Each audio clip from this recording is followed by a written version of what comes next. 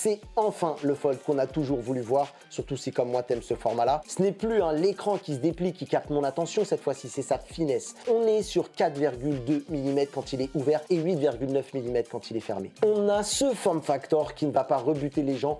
Quand je l'ai pris en main, je me suis dit enfin. Enfin, quand il est fermé, tu as l'impression d'avoir un smartphone normal avec son écran de 6,5 pouces. Et quand tu l'ouvres, et ben bam, tu as une mini tablette de 8 pouces et la fameuse pliure au milieu. Grâce à une nouvelle charnière plus petite et solide, elle est devenue super discrète. On la sent à peine sous le doigt. Alors oui, tout n'est pas parfait niveau design. Les capteurs sont assez protubérants et du coup, il n'est pas du tout stable quand il est posé à plat. Et je crains même pour eux si le téléphone est posé un peu trop brusquement, même si pour le moment, on va se le dire, je n'ai jamais entendu d'histoire de capteurs qui se cassent. À part ça, mon retour à chaud, c'est que ce Fold 7, c'est une vraie réussite niveau design et finition. Il plaira aux utilisateurs qui bossent tout le temps avec leur smartphone ou aux créatifs. En tout cas, tous ceux qui veulent un petit bureau de poche. D'ailleurs, Samsung a mis le paquet. Niveau puissance, il y a le Snapdragon 8 Elite, le plus gros moteur du moment. Et côté photo, là aussi, on a du progrès puisque les fans de Fold ont enfin le droit au capteur de 200 mégapixels. Et ce qui est cool, c'est que c'est celui du S25 Ultra et pas celui du S25 Edge. Et si tu vois pas de quoi je parle, va voir ma vidéo sur ce modèle, tu vas capter. Pareil pour le capteur selfie à l'intérieur, ce n'est plus le truc flou sous l'écran, c'est un vrai poinçon. Alors c'est dommage parce que maintenant, tu as un point noir quand tu mates une vidéo, mais les contraintes techniques devaient sans doute être trop compliquées. Bon, disons-le, au moins tu as des photos qui seront nettes et tu peux l'utiliser pour tes appels visio sans trop avoir une qualité dégueulasse. Concernant la durabilité, un truc super important, il est certifié IP48, ça veut dire qu'il résiste à la poussière et à l'eau, et pour un appareil de ce prix-là, j'imagine que c'est un vrai soulagement. Je sais que certains d'entre vous attendaient ça avec impatience, même si on espère toujours un peu mieux à l'avenir. Malgré toutes ces bonnes nouvelles, j'ai deux interrogations. Perso, moi, mon Fold 4, l'écran intérieur est mort. Et je savais la fragilité du produit, donc j'ai toujours essayé de faire super gaffe. Il était protégé, mais je sais pas.